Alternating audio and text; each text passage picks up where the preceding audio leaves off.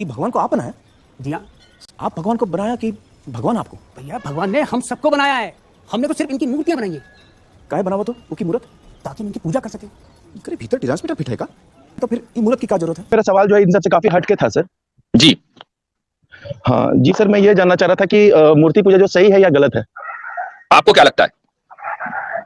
Sir मैं जो सवाल पूछ रहा हूँ तो इसका मतलब है कि मैं तो करता ही हूँ सर, और मुझे बिल्कुल सही तो लगता आपको है सही लगती है ना, आपको सही लगती है इसीलिए करते हैं। जी सर।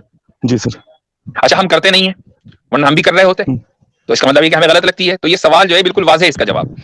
प्रॉब्लम क्या है इसमें, उसको आप सामने रखिए, उसको बताएं।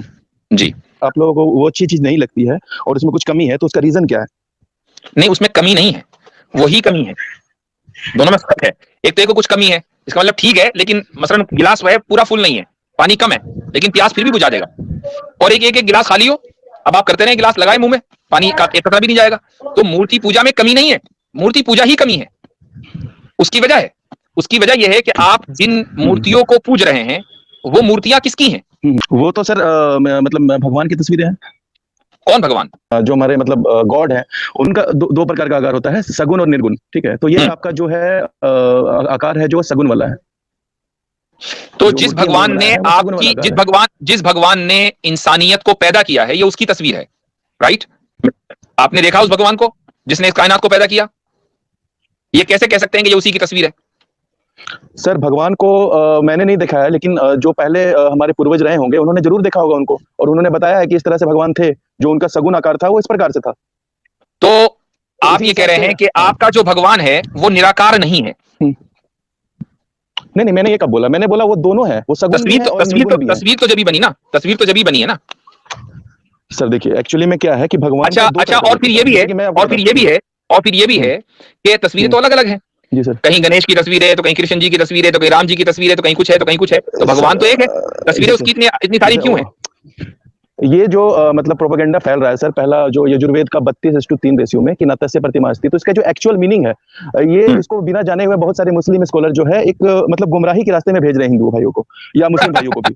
तो इसका एक्चुअली में मीनिंग ये होता है सर, इसका एक्चुअली में मीनिंग ये होता है सर कि जो हम लोग नतस्य प्रतिमा अस्ति का मतलब हुआ कि उनकी जो है वास्तविक में तुलना नहीं है, वो पानी भी हो सकते हैं, वो मिट्टी भी, हर रूप में वो आ सकते हैं। जैसे कि मैंने आपको बताया, एक उनका विग्रह होता है, विग्रह का हम लोग प्राण प्रतिष्ठा करके जो है मूर्ति बनाते हैं, जो उसके बाद उसका प्राण प्रतिष्ठा किया जाता है, फिर उसके बाद जो है हम लोग पूजा याचना स्टार्ट करते हैं, ताकि अच्छा, आप ये मान के चल रहे हैं कि वो हर चीज कर सकते हैं, है ना? जी सर। जी सर। अच्छा, मर सकते हैं? सर भगवान जो है अगर धरती पे अवतरित होते हैं तो अगर बिल्कुल मरते हैं। राम जी की मृत्यु हुई है, श्री कृष्ण भगवान की मृत्यु हुई है, क्योंकि वो इंसान जन्म में आए थे, कुदरत। अच्छा, जब भगवान मर गए तो अब इस कायनात को कौन चला रहा था? सर भगवान नहीं थे वो, एक्चुअली भगवान के अवतार थे। ठीक है, उनको भी भगवान ही माना जाएगा। तो भगवान के अवतार थे। तो अवतार भगवान थे या भगवान से अलग थे? भगवान के अंश थे सर, जैसे कि सूरज और सूरज का रोशनी दोनों मतलब एक ही चीज से जुड़ा हुआ है, पर दोनों अलग अलग चीजें ना सर। अब ठीक है, तो क्या ये मुमकिन है कि सूरज मौजूद हो और उसकी रोशनी खत्म हो जाए? सर ये भी तो मुमकिन नहीं है सर कि सूरज की रोशनी मौजूद हो और सूरज गायब हो जाए। नहीं, तो इसका मतलब ये है कि राम जी कभी मरे नहीं? फिर आप ये मानो, राम जी को तो आप मरा मान रहे हो। आप कह रहे हो कि राम जी मरे थे। मैं ये बोल रहा था सर कि वो जब संसार, भाई आपकी लॉजिक आपके सर, आपने कहा कि राम जी मर गए थे और आपने उनको उसकी मिसाल दी सूरज की रोशनी की। तो जब सूरज मौजूद है तो उसकी रोशनी रहेगी, चाहे जहां भी सूरज हो उसकी रोशनी वहां रहेगी। तो अगर भगवान मौजूद है तो उसके अवतार को भी हमेशा रहना चाहिए था, जबकि उसके अवतार को आपने कहा कि वो मर गए। अवतार क्योंकि इंसानी मतलब इस मृत्यु लोक में आए थे ना सर, तो मृत्यु लोक में आने से क्या हुआ कि उनको इंसान का रूप लेना पड़ा। तो इंसान का रूप लिया तो इंसान का जैसा बायोलॉजिकल स्ट्रक्चर होता है, जितने साल जीता है इंसान उतने साल जिया उसी युग में। जैसे द्वापर युग में वो आए थे तो 10,000 मान लीजिए 10,000 साल किसी इंसान की आयु होती है, तो उस हिसाब से मैं आपसे सिंपल मैंने आपसे सवाल किया कि भगवान मर सकते हैं? आपकी इस लॉजिक के मुताबिक भगवान मर नहीं सकते।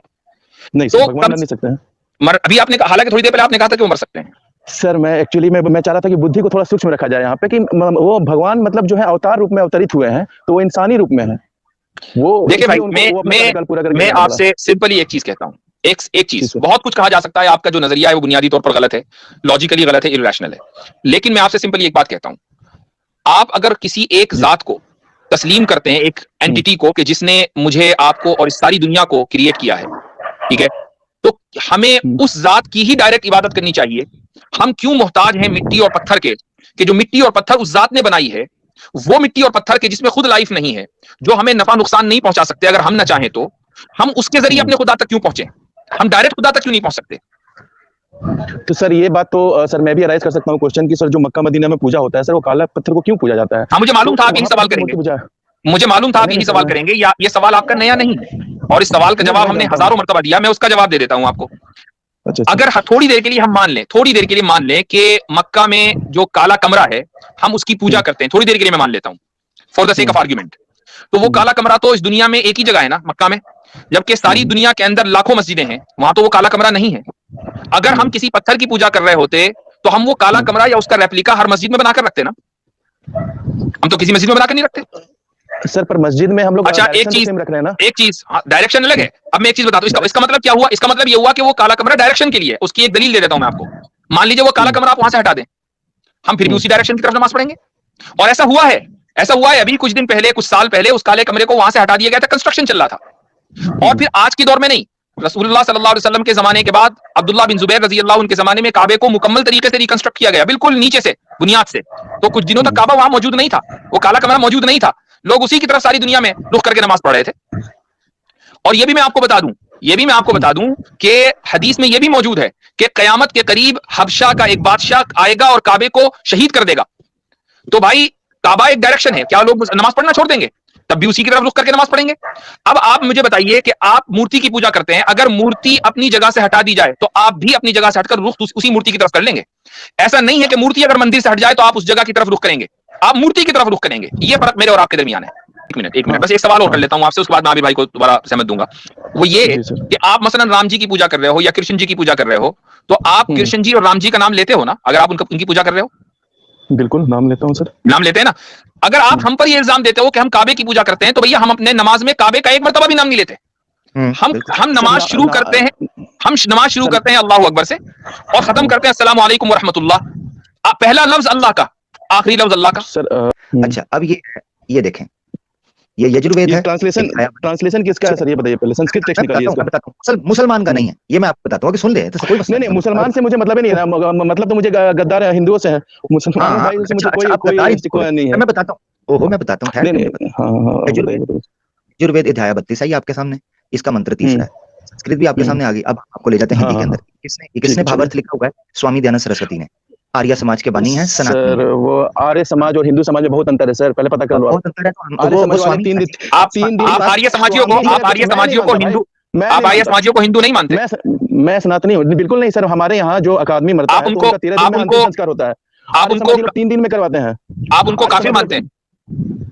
मैं नहीं मानता उनको, बाकी लोग क्या मानते हैं मैं नहीं मानता। आप उनको काफिर मानते हैं? सर अब जो भी वर्ड देना सर दे सकते हो, लेकिन मैं नहीं मानता उनको। देना सरस्वती क्यों मानूं?